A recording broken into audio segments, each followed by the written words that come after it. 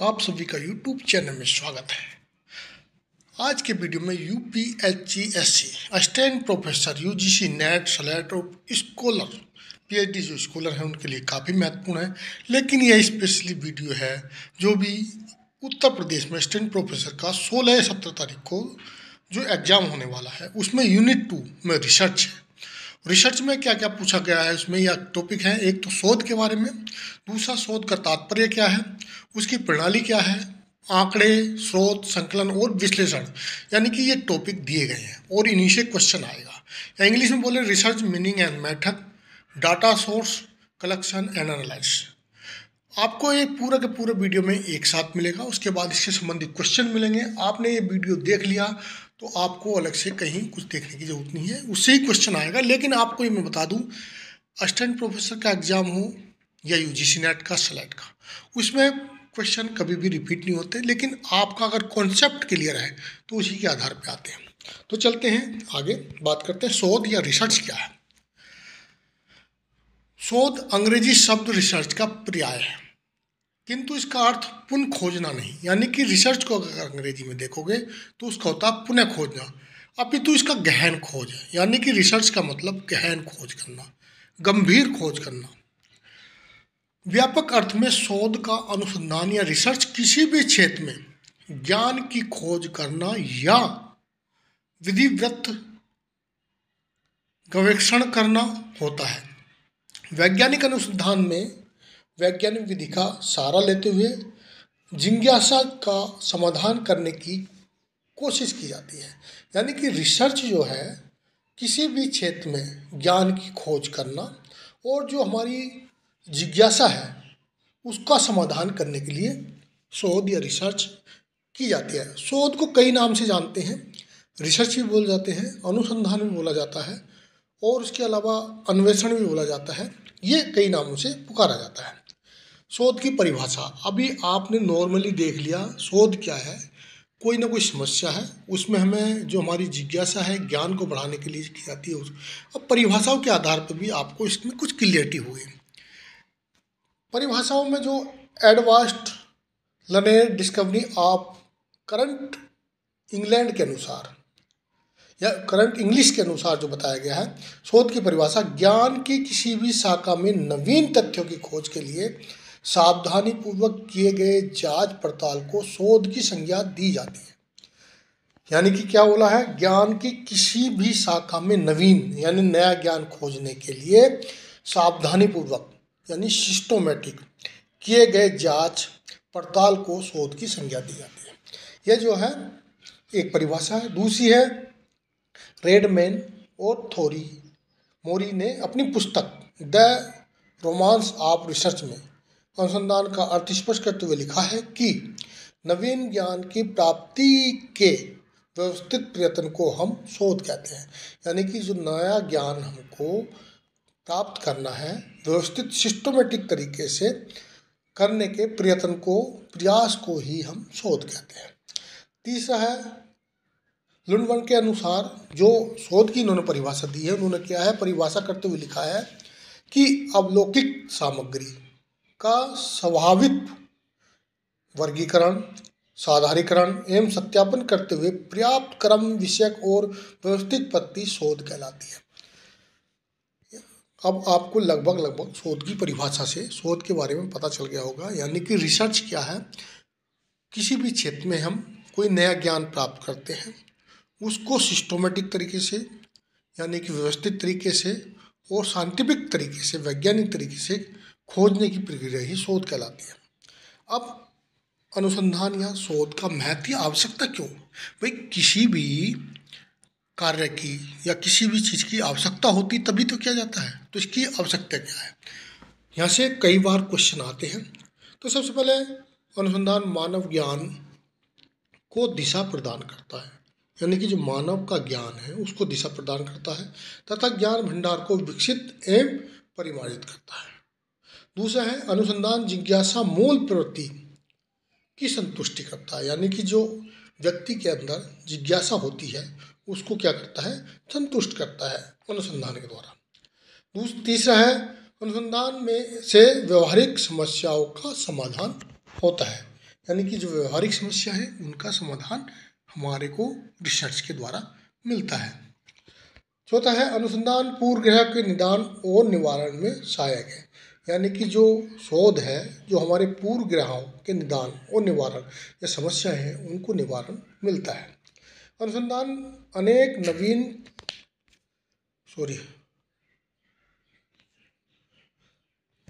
नवीन कार्य विधियों एवं उत्पादों को विकसित करता है। शोध ज्ञान के विविध पक्षों में गहन और सूक्ष्मता लाता है, यानी कि शोध के द्वारा रिसर्च के द्वारा ज्ञान के विभिन्न पक्षों यानी कि जो ज्ञान के अलग अलग पक्ष हैं उनमें गहनता और सूक्ष्मता लाता है। अनुसंधान से व्यक्तिगत का बौद्धिक विकास होता है, यानी कि रिसर्च के कारण व्यक्ति का बौद्धिक विकास होता है। अनुसंधान हमारी आर्थिक प्रणाली में लगभग सभी सरकारी नीतियों के लिए आधार प्रदान करता है।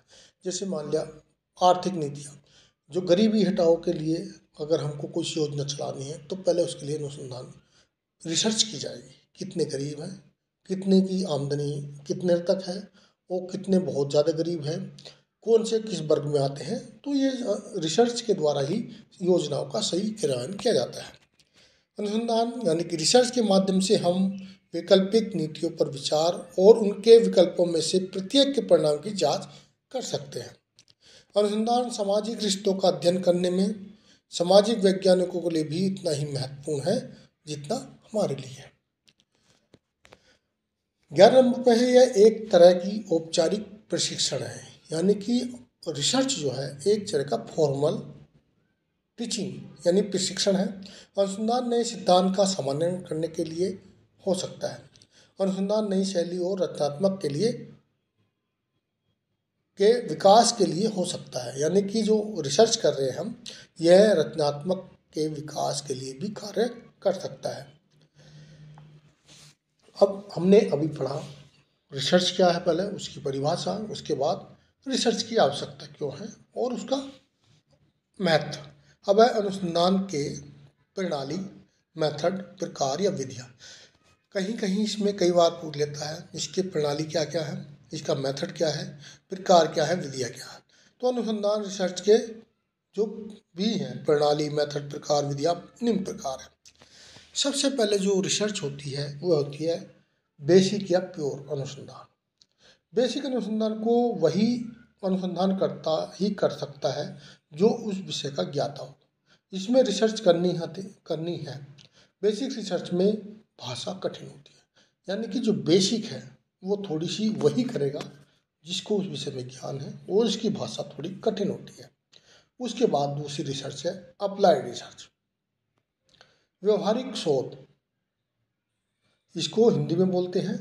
सामान्य भाषा में रोजमर्रा वर्तमान की समस्याओं के समाधान के लिए की गई अनुसंधान को अप्लाइड रिसर्च कहते हैं। भाषा इसमें सामान्य होती है, यानी कि अप्लाइड रिसर्च होती है जो रोज की कार्यों में हमारे कुछ समस्या आती है उनको निवारण करने के लिए। तीसरे नंबर पर है फिक्स रिसर्च, निश्चित या हिंदी में बोले निश्चित अनुसंधान। फिक्स रिसर्च मात्रा एवं क्षेत्र निर्धारित करती है। इसका जो है मात्रा, यानी कि मात्रा का मतलब आपको रिसर्च इस एरिया में करनी है। जैसे मान लिया एक राज्य की है तो वो फिक्स हो गया उसी राज्य में करनी है, एक जिले की करनी है। वो मात्रा और क्षेत्र ये इतने लोगों पे करनी है किया जाता है, उस मात्रा और क्षेत्र में अनुसंधान करते हैं। यह मात्रात्मक क्वालिटेटिव रिसर्च भी कहते हैं, यानी कि जो हम फिक्स जहाँ हमको संख्या और क्षेत्र दे दिया उसी के अंदर की करने वाली रिसर्च को हम फिक्स रिसर्च कहते हैं। दूसरा है फ्लेक्सिबल रिसर्च, जिसको लचीला अनुसंधान भी कहते हैं। फ्लेक्सिबल रिसर्च में अनुसंधानकर्ता को जो मात्रा क्षेत्र दिया जाता है, यानी कि जो उसको बताया जाता है आप इसमें करना है, इतने क्षेत्र में करना है, अगर उसमें रिजल्ट अच्छा नहीं आता तो दिया गया मात्रा और क्षेत्र को बढ़ा दिया जाता है, यानी कि इसमें नहीं करके और हम ज़्यादा पे रिसर्च करेंगे, इसलिए इसको फ्लेक्सिबल रिसर्च कहते हैं। फ्लेक्सिबल रिसर्च में हम क्वालिटेटिव यानी वो क्वांटिटेटिव थी, ये क्वालिटेटिव रिसर्च करते हैं। ये भी कई बार क्वेश्चन आया है क्वालिटेटिव रिसर्च कौन कौन सी है। 5वें नंबर पर है क्वालिटेटिव रिसर्च, या जिसको गुणात्मक अनुसंधान या क्वांटिटेटिव रिसर्च मात्रात्मक अनुसंधान। इसमें जो दोनों अलग अलग हैं, हम गुणात्मक रिसर्च में इंडक्टिव में जाते हैं।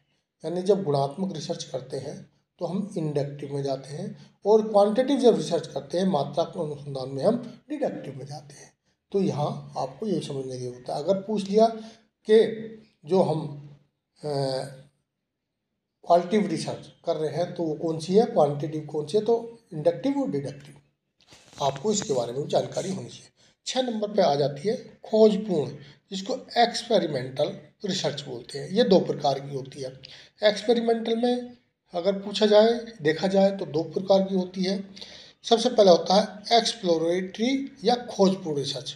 ये रिसर्च ज़्यादातर वैज्ञानिक कार्यों में की जाती है, इसलिए इसको एक्सप्लोरेटरी या खोजपूर्ण रिसर्च कहते हैं।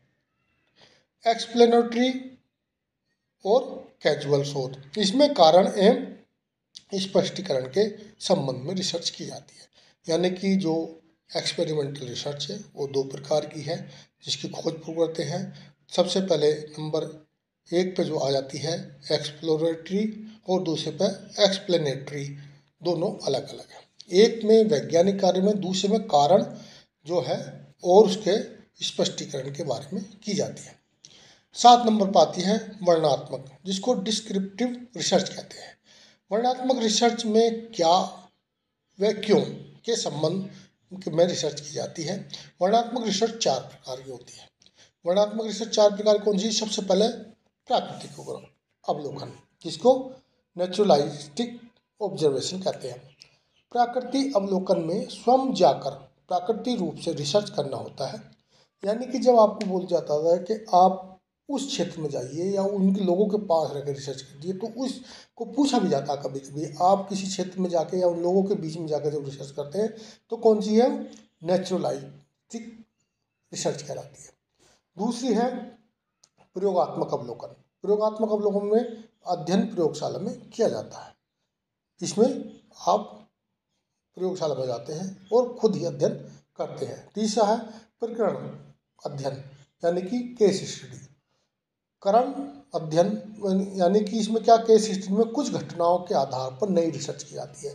जो भी पहले की घटना हुई है उन पर जो केस स्टडी लिखी गई है आप उनमें पढ़ के नई खोज करते हैं।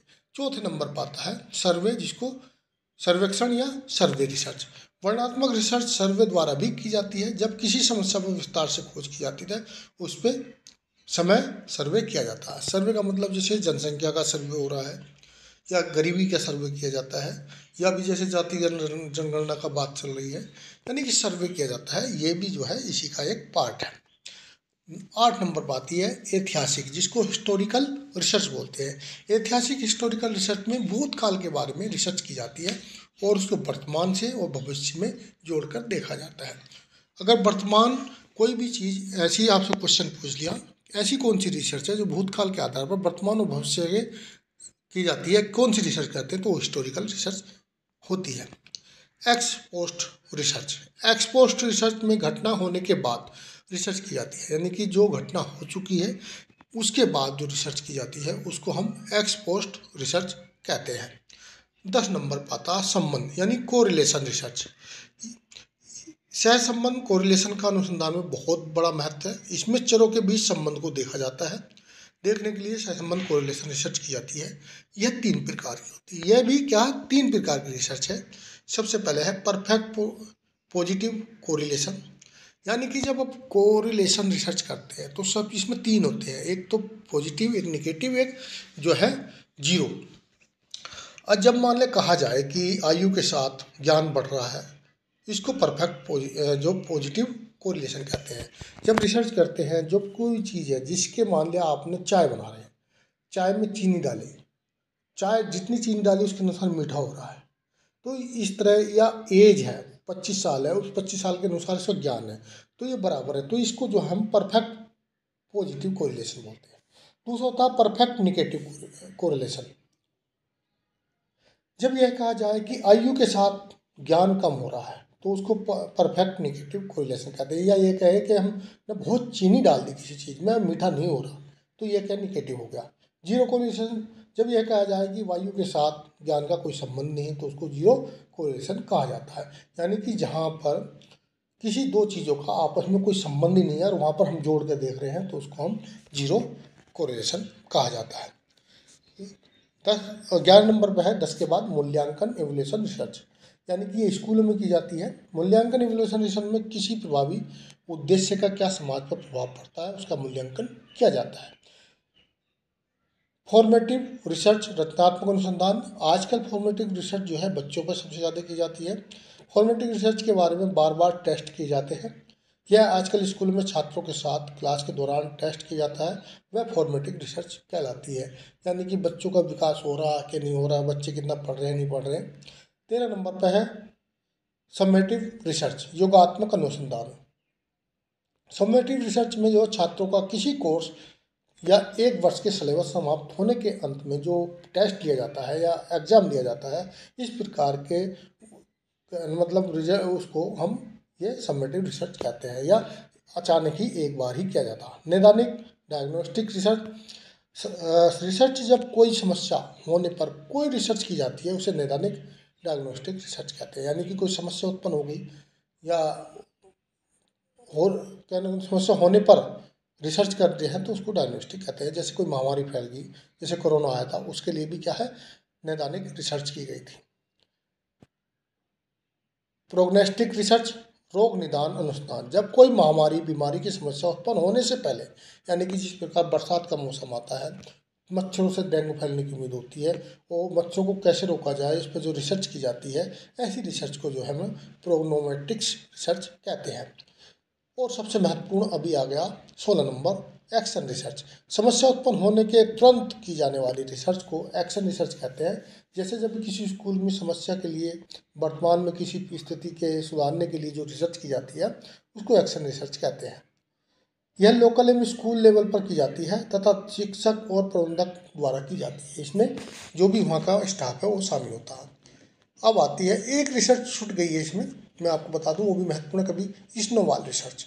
स्नोबॉल रिसर्च तब की जाती है जब हम स्नो, जैसे स्नोबॉल से नाम समझ रहा है, अब स्नोबॉल को आप बर्फ़ में फेंकेंगे तो उस पर वो क्या होगा अपना साइज बढ़ाती जाती है। इसी प्रकार स्नोबॉल में क्या, जैसे आप नशेड़ी हो, कोई मान लिया नशा नशा करता है, आपने उस पर रिसर्च की, वो फिर उसके दोस्त से पूछोगे जो नशा करता हो वो बताएगा, फिर उसके दोस्त के पास जाओगे तो क्या मतलब उसका जो बड्डी होगा जो उसके साथ नशा करता होगा, वो इस प्रकार आपको एक के बाद एक जो मिलता जाता है, कड़ी बढ़ती जाती है, उसको हम स्नोबॉल रिसर्च कहते हैं। अब इस टाइप ऑफ जो है रिसर्च के सिंपल रिसर्च, सबसे पहले आप बात करते हैं नॉर्मली सिंपल रिसर्च क्या होती है। किसी भी शोध को करने के लिए कुछ स्टेप बनाए गए हैं, लेकिन प्रत्येक रिसर्च में अलग अलग स्टेप है, इनमें कुछ अंतर भी हैं और रिसर्च में किसी में कम स्टेप हैं और किसी में ज़्यादा है। यूजीसी नेट के प्रश्न में तो रिसर्च के स्टेप आते ही हैं और पूछे ही जाते हैं। तो सबसे पहले सिंपल स्टेप क्या होने चाहिए रिसर्च के वो बताता हूँ। सबसे पहले होता है किसी भी नंबर 1 पर समस्या की चयन, यानी सिलेक्शन ऑफ प्रॉब्लम। कोई भी सबसे पहले रिसर्च के लिए कोई ना कोई प्रॉब्लम होनी चाहिए। जैसे ही प्रॉब्लम हो गई तो जो साहित्यिक सर्वेक्षण यानी लिटरेचर का सर्वे होना था। फिर क्या करते हैं, जैसे प्रॉब्लम आई उसके संबंधी जो भी लिटरेचर है, जो भी किताबें हैं, जो भी डाटा है, उसको हम क्या करते हैं सर्वेक्षण करते हैं। फिर उसके बाद परिकल्पना बनाना, मेकिंग हाइपोथेसिस। अब क्या होता है, हाइपोथेसिस हम परिकल्पना बनाते हैं। परिकल्पना बनाते हैं कि परिकल्पना का मतलब है उसके लिए बेस बनाना रिसर्च के लिए, और परिकल्पना बनाने के बाद उसकी रूपरेखा फिर रिसर्च डिजाइन बनाते हैं कि रिसर्च को कैसे करेंगे, इसमें ये होगा स्टेप ये होगा, इसके बाद जो भी आपके स्टेप के अनुसार है वो बनाते हैं। फिर उसके बाद नमूना चयन, सैम्पलिंग, हमको सैम्पलिंग कैसी करनी है, सैम्पलिंग किस तरह से करनी है, जैसे सैम्पलिंग के आगे मैं आपको स्टेप बताऊंगा, सैम्पलिंग के तरीके बताऊंगा तो वो भी इसमें आते हैं। और फिर सैम्पलिंग के बाद डाटा इकट्ठा करना, सैम्पलिंग कर लिया आपने, सैम्पलिंग करने का तरीका ऐसे होगा, फिर उसके बाद जो भी आप डाटा इकट्ठा यानी डाटा कलेक्शन किया जाएगा। फिर परिकल्पना का प्रश्न, जो परिकल्पना की थी बनाई थी आपने, परिकल्पना बनाई थी उसके अनुसार ही आपने कार्रवाई की, फिर उसका परीक्षण किया जाएगा यानी कि हाइपोथेसिस टेस्टिंग की जाएगी। फिर उसका सामान्यकरण जनरलाइजेशन किया जाएगा, वो कोलेशन का मतलब आपको निष्कर्ष कंक्लूजन निकाला जाएगा और उसके बाद रिपोर्ट लिखी जाएगी। तो ये सिंपल एक सबसे ज़्यादा स्टेप, ये सिंपल इस प्रकार के। अब मान लिया स्टेप ऑफ एक्शन रिसर्च, सबसे ज़्यादा एक्शन रिसर्च में इसमें 4 ही है। इसको जो आप एक तरह से प्योर PAOR के नाम से भी फेमस है, इससे भी आप याद कर सकते हैं। तो सबसे पहले प्लान बनाना, योजना निर्माण, एक्ट क्रियान्वयन, दूसरा ऑब्जर्वेशन पर्यवेक्षण करना, और रिफ्लेक्ट विमर्श। ये 4 एक्शन रिसर्च के स्टेप है। Step of scientific research, scientific research में भी 4 स्टेप हैं, इसमें थोड़ा सा अलग है क्षय विचरण।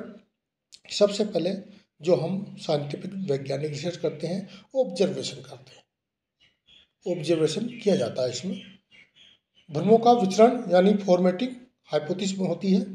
फिर उसके बाद सामान्यकरण एक्सपेरिमेंटल वेरिफिकेशन होता है, और सिद्धांतिकरण formulation of law and theory. ये भी इसके साइंटिफिक रिसर्च के भी 4 ही स्टेप है। स्टेप और डिस्क्रिप्टिव रिसर्च जो होती है उसके स्टेप क्या है, एक्सप्लेनेशन ऑफ सब्जेक्टिव, दूसरा सिलेक्शन ऑफ टेक्निक्स, आप कौन सी टेक्निक कर रहे हैं, तीसरा selection of sample, data collection, data classification and analysing, report writing. Normally जिसमें ज़्यादा है उसमें ज़्यादा चीज़ें दे दी हैं, जिसमें कम है उसमें। अब आती है बात, अब इसमें क्या है जो आपको सिलेबस दिया उसमें बताया है शोध, प्रॉब्लम या समस्या। तो शोध समस्या रिसर्च के स्टेप में सबसे पहला स्टेप है। किसी भी रिसर्च को शुरू करने के लिए समस्या की पहचान की जाती है। आज के समय में प्रत्येक क्षेत्र में रिसर्च की जा रही है। कुछ संबंधित पॉइंट निम्न प्रकार है।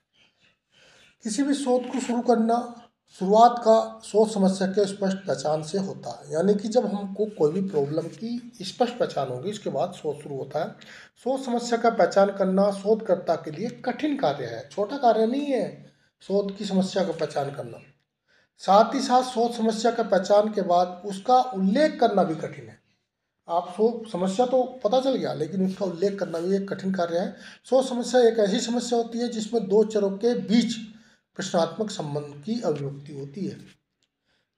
नंबर 5, जब कोई भी समस्या बड़ी बन जाती है तब व्यक्ति का ज्ञान तर्क पूर्व व्याख्या नहीं कर पाता, यानी कि जब कोई समस्या बड़ी बन जाती है तो जल्दी समझ में नहीं आता और समस्या जल्दी खत्म नहीं होती है। छठा है समस्या का तर्क पूर्वक वैज्ञानिक ढंग से व्याख्या करने के लिए पहचान समस्या की पहचान कहा जाता है। सातवां है समस्या चयन में अकादमिक क्षेत्र को भी शामिल किया जाता है। 8 नंबर, शोध समस्या के में अध्ययन क्षेत्र का सीमांक भी शामिल किया जाता है। शोध समस्या के विषय में अंतर्गत विषय या उप विषय को भी शामिल किया जा सकता है, यानी कि जो हिस्ट्री है, हिस्ट्री के अंदर जो छोटे छोटे विषय हैं वो शोध समस्या में शामिल किए जा सकते हैं। व्यक्तिगत समस्या का भी इसमें चयन किया जा सकता है, व्यक्तिगत समस्या जो होती हैं। और 11 नंबर में शोध समस्या की प्रकृति किसी भी प्रकार की हो सकती है। शोध समस्या ऐसा नहीं कि एक ही प्रकार का, कोई भी नेचर की हो सकती है। शोध समस्या ऐसी होनी चाहिए कि उसकी समीक्षा की जा सके, लेकिन समस्या भी, प्रॉब्लम भी ऐसी होनी चाहिए जिसकी समीक्षा की जा सके। ऐसी छोटी समस्या ला दी जिसकी आप जो है समीक्षा ही नहीं कर पा रहे। शोध समस्या को समझने के लिए उससे संबंधित साहित्य को भी समझना आवश्यक है, यानी कि जो रिसर्च प्रॉब्लम है उसको समझने के लिए उसके साहित्य को भी समझना आवश्यक है। अब दूसरा आता है जो स्टेप है हमारा साहित्य सर्वेक्षण। अब आप सोच समस्या समझ गए, सोच समस्या से कुछ चला जाएगा। सोच समस्या क्या है उसके 2-3 पॉइंट दे देंगे, एक ऐसे दे देंगे जो समस्या नहीं होती। अब साहित्य सर्वेक्षण यानी सोच समस्या आपकी होगी तो उसके बाद साहित्य सर्वेक्षण होता है, यानी कि जो भी आपका लिटरेचर है उसको आपको देखना है। संबंधित साहित्य के सर्वेक्षण से तात्पर्य उस अध्ययन से है जो शोध समस्या के चयन के पहले अथवा बाद में उस समस्या पर पूर्व में किए गए शोध कार्यों, विचारों, सिद्धांतों, कार्यविधियों, तकनीकी शोध के दौरान होने वाली समस्याओं आदि के बारे में जानने के लिए किया जाता है। यानी कि जो प्रॉब्लम है, शोध साहित्य का मतलब यह हो जो उससे संबंधी पहले रिसर्च है। किताबें जो लिखी गई क्या आज कोई ऐसी लिखी गई? क्या किसी ने अगर हिस्ट्री में आप कुछ पढ़ रहे हो क्या ऐसे लिखा गया? उस पर किसी ने न किसी ने रिसर्च की है। तो ये सब जो भी सिद्धांत है, कार्यविधि है, वो इसमें आता है। साहित्य पुनः अवलोकन में 2 शब्दों से मिलकर बना है, पुनः और अवलोकन। अवलोकन का अर्थ है जांच पड़ताल करना, साहित्य सर्वेक्षण के अंतर्गत हम अनेक शोध विषय से संबंधित पहले से मौजूद जितने भी साहित्य या शोध पत्रिका का अध्ययन करते हैं। इसके अंतर हम इस बात का अध्ययन करते हैं कि हमारे द्वारा चुना गया क्षेत्र में कितना काम हो चुका है। अब जब हम कोई भी शोध समस्या चयन करने के बाद रिसर्च कर रहे हैं, तो अब हमारे को शोध सर्वेक्षण के दौरान यह जानना जरूरी है कि इसके बारे में कितनी शोध पहले से हो चुकी है। साहित्य सर्वेक्षण करने के पीछे प्रमुख कारण है, उसका वर्णन हम किस प्रकार से कर सकते हैं। ज्ञान की खाई ढूंढने के लिए, वैसे तो साहित्य पुनर्विलोकन करने में कई कारण हैं, लेकिन उन कारणों में सबसे पहला और प्रमुख ज्ञान की खाई को ढूंढना है। ज्ञान की गहराई को, खाई का मतलब यहाँ गहराई को ढूंढना है। नॉलेज गैप ढूंढने का अर्थ उस क्षेत्र में कौन सा काम हो चुका है, किस क्षेत्र में काम होना अभी बाकी है। साहित्य सर्वेक्षण का करने से हमें ये पता चलता है कि इस क्षेत्र में कितना काम हो चुका है और यहाँ करना भी बाकी है। अगर हम सही ढंग से साहित्य पुनर्विलोकन किया बिना अपना शोध शुरू कर देते हैं, तो हो सकता है जो काम आज करें कोई और उस काम को पहले से कर चुका है, तो कोई फायदा नहीं होगा। इस पर हम उस काम की पुनरावृत्ति की जाएगी। इसलिए शोध कार्य में शोध समस्या ढूंढने के लिए साहित्य पुनर्विलोकन करना अत्यंत आवश्यक है। अब नेक्स्ट है, साहित्य पुनर्विलोकन के द्वारा हम अपने कॉन्सेप्ट को सही तरीके से समझ सकते हैं। जो हमारा कॉन्सेप्ट है उसको समझ सकते हैं और अपना नया कॉन्सेप्ट दे सकते हैं। नेक्स्ट पॉइंट है, साहित्य पुनर्विलोकन के द्वारा हम यह जान सकते हैं हमने जो शोध समस्या चुनी है उस समस्या पर कहीं कोई काम हुआ है या नहीं। अगर उस पर कोई काम हुआ तो किस विधि से हुआ है और किस स्तर तक हुआ है। नेक्स्ट है, इस बात का अध्ययन कर हम यह चुन सकते हैं कि मुझे अपने शोध के लिए कौन सी विधि चुनना आसान होगा। नेक्स्ट पॉइंट है, साहित्य पुनर्विलोकन के दौरान हम इस बात का भी अध्ययन करते हैं कि हम जिस क्षेत्र में शोध करना चाह रहे हैं उस क्षेत्र में इससे पहले क्या क्या शोध हो चुके हैं और हमारी शोध उस क्षेत्र में कैसी उपयोगी साबित होगी।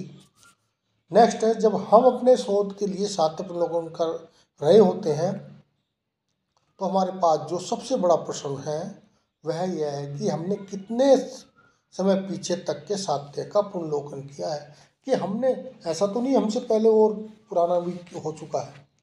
प्रारंभिक साहित्य सर्वेक्षण शोध कार्य आरंभ करने के पहले और शोध समस्या के चयन तथा उसको परिभाषित करने के लिए किया जाता है। इस साहित्य सर्वेक्षण का प्रमुख उद्देश्य यह पता करना होता है कि आगे शोध में कौन कौन सहायक साधन होंगे। नेक्स्ट है, व्यापक साहित्य सर्वेक्षण शोध प्रक्रिया का एक चरण होता है। इसमें संबंधित साहित्य का व्यापक अध्ययन किया जाता है। संबंधित साहित्य का व्यापक सर्वेक्षण शोध का प्रारूप के निर्माण तथा डाटा तथ्य संकलन के कार्य के पहले किया जाता है। साहित्य सर्वेक्षण के तत्व, अब ये हमारा साहित्य सर्वेक्षण हो गया था अभी तक। अभी ये आ गया है तत्व। सबसे पहले इसका तत्व क्या होगा। शीर्षक।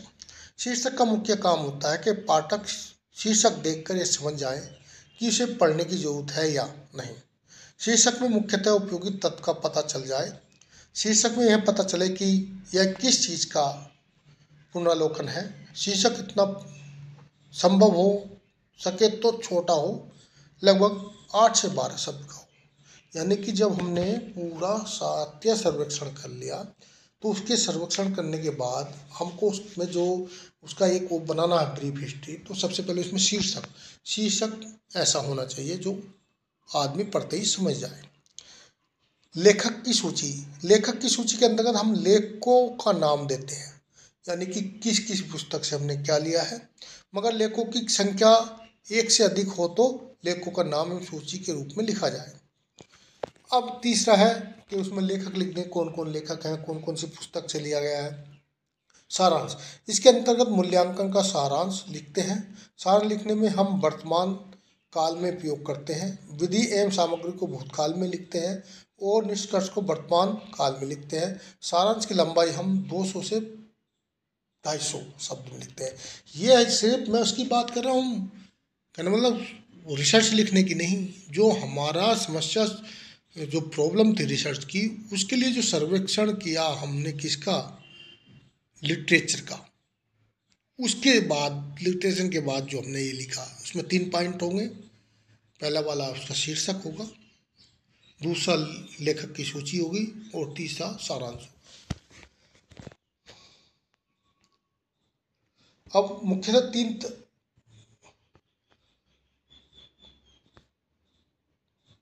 एक मिनट, विषय सूची हो गई, परिचय हो गया,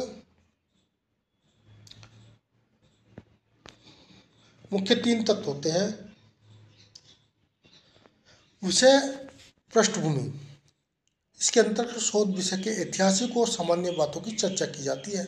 समस्या के अंतर्गत शोध समस्या के बारे में चर्चा की जाती है जिस समस्या के लिए शोध की जाती है। प्रमाणिकता, इसके अंतर्गत इस बात की चर्चा की जाती है कि शोध को करने के लिए प्रेरणा कहाँ से मिली।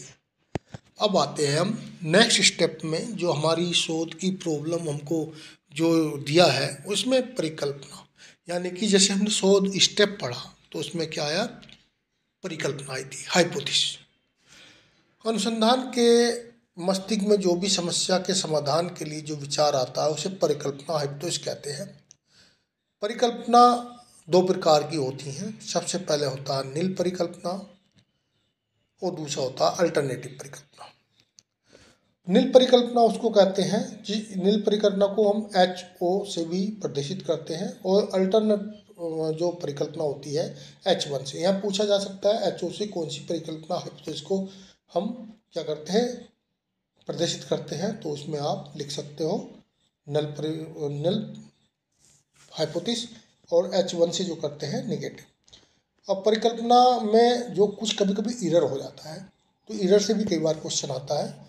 टाइप 1 एरर, यदि नल परिकल्पना हाइपोथेसिस HO ट्रू है, यानी कि परिकल्पना जो बनाई हमने वो ट्रू है और रिसर्च करने में रिजेक्ट कर दिया हमने, लेकिन ट्रू थी तो और उसको हमने क्या कर दिया, रिजेक्ट कर दिया, तो उसको हम टाइप 1 एरर बोलते हैं।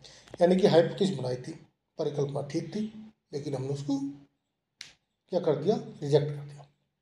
जो ये गलती हुई है, इस गलती को हम बोलते हैं टाइप 01 एरर। अब टाइप 2 एरर क्या होता है, यदि नल परिकल्पना है, ये सबसे खतरनाक होती है, हाइपोथेसिस है, असत्य है और रिसर्च के लिए स्वीकार कर ली, तो उसको जो हम टाइप 2 एरर बोलते हैं। ये भी कई बार आज पूछा गया है कि टाइप 2 कौन सी, इसमें टाइप 1 या टाइप 2 एरर कौन सा खतरनाक है। तो टाइप, अगर कोई सत्य परिकल्पना थी, सही थी, उसको रिजेक्ट कर दिया कोई बात नहीं, लेकिन अगर परिकल्पना ही ठीक नहीं थी और आपने उसको एक्सेप्ट कर लिया तो रिसर्च ही गलत हो जाएगी। सिलेक्शन ऑफ परिकल्पना, यानी कि हाइपोथेसिस सिलेक्शन करते हैं। अनुसंधान पहले नल परिकल्पना पर, जो नल परिकल्पना होती है HO को टेस्ट करता है। नल परिकल्पना रिजेक्ट हो जाती है तो उसके बाद अल्टरनेटिव परिकल्पना पर काम करता है। परिकल्पना को बनाते हुए ध्यान में रखने वाली बातें, परिकल्पना हाइपोथेसिस क्वेश्चनेबल नहीं होनी चाहिए, परिकल्पना जांच करने योग्य होनी चाहिए, परिकल्पना सामान्य स्पेशल नहीं होनी चाहिए, परिकल्पना असंगत नहीं होनी चाहिए, परिकल्पना कॉन्ट्रडिक्टरी नहीं होनी चाहिए, परिकल्पना चरों के वेरिएबल नहीं होना चाहिए। अब आता है नेक्स्ट, रिसर्च डिजाइन, यानी कि जो स्टेप था पढ़ा ना हमने, रिसर्च डिजाइन। ये रिसर्च डिजाइन क्या होता है, रिसर्च डिजाइन जब अनुसंधानकर्ता कोई रिसर्च के लिए प्लानिंग बनाता है, रिसर्च के लिए जो योजना तैयार करता है उसको रिसर्च डिजाइन कहते हैं। यानी कि आपने प्रॉब्लम ढूंढ ली, लिटरेचर का आपने सर्वेक्षण कर लिया, उसके बाद आपने क्या कर लिया, हाइपोथेसिस बना ली, अब उसके बाद आपको डिजाइन बनाना होगा। ये रिसर्च से पहले का डिजाइन है। तो इसमें क्या करता है, सबसे पहले इसके रिसर्च के कुछ एलिमेंट है, जैसे समस्या क्या है, मैथोडोलॉजी क्या होगी, बहुत सारी मैथोडोलॉजी है, डाटा कलेक्शन सैम्पलिंग का मेथड क्या होगा, मैं आपको मेथड भी इसी में आएगा, रिपोर्ट राइटिंग कैसे करनी है। तो रिसर्च जो डिजाइन है उसके स्टेप है, मैथोडोलॉजी ऑफ टॉपिक सबसे पहला, दूसरा है सैम्पलिंग प्रोसीड्यूर क्या होगा, data collection, data analysis, data interpretation और रिपोर्ट। रिसर्च डिजाइन में के जो पार्ट है, रिसर्च डिजाइन के 4 पार्ट हैं। शॉर्ट ट्रिक है SOSO, sampling design, observation design, statics design और ऑपरेटिव डिजाइन। डाटा कलेक्शन 2 प्रकार का होता है। अब मान लिया हमको बना ली तो कोई भी रिसर्च करनी है, जब तक डाटा कलेक्शन नहीं करोगे तो आपको जो है कुछ नहीं। एक होता है रैंडम सैम्पलिंग, जिसको संभावित बोलते हैं, दूसरा होता है असंभावित non random sampling. Random sampling भी कितने 5 प्रकार की है। Simple random sampling, stratified random sampling, systematic random sampling, must stage random sampling, cluster. इसको आप 3S MCB कह सकते हैं, इस तरह याद कर सकते हैं। उसके बाद असंभावित non random sampling, deliberate purpose judgement sampling, तीनों एक ही नाम है। Quota sampling, convenience sampling, extensive sampling, snowball sampling, ये जो है असंभावित या नॉन रैंडम सैम्पलिंग है। अब डाटा एकीकरण। अनुसंधान में अनेक स्रोतों से डाटा एकत्रित किया जाते हैं। आधारभूत आंकड़े विभिन्न दस्तावेज, डॉक्यूमेंट अथवा प्रारंभिक सर्वेक्षण द्वारा प्राप्त किए जाते हैं। सांख्यिकीय विश्लेषण हेतु उपयुक्त आंकड़े 2 प्रकार के होते हैं। प्राथमिक आंकड़ा प्राइमरी डाटा या द्वितीय आंकड़े सेकेंडरी डाटा। यानी जब भी कोई आप रिसर्च देखते हो उसमें लिखा रहता है प्राइमरी डाटा और सेकेंडरी डाटा। प्राइमरी डाटा क्या होता है? प्राथमिक डाटा पहली बार शोध में अथवा शोधकर्ता द्वारा संग्रह किए जाते हैं। प्रत्यक्ष रूप से पर्यवेक्षण द्वारा एकत्रित आंकड़े जो अपने मौलिक रूप से होते हैं, जैसे जनसंख्या, उत्पादन। एक मान लो जो भी आप कहीं से लिखित रूप से पढ़ा हुआ डाटा, कहीं लिखा हुआ डाटा, किसी का रिसर्च का डाटा या जो भी आपके पास उपलब्ध संसाधन है उनका डाटा लेते हैं, वो आपका प्राइमरी डाटा। सेकेंडरी डाटा द्वितीय डाटा दूसरी बार संग्रहित होते हैं और सामान्य पत्र पत्रिका और संस्थान प्रकाश में उपलब्ध होते हैं। प्राथमिक आंकड़े से गणना द्वारा द्वितीय आंकड़े प्राप्त होते हैं।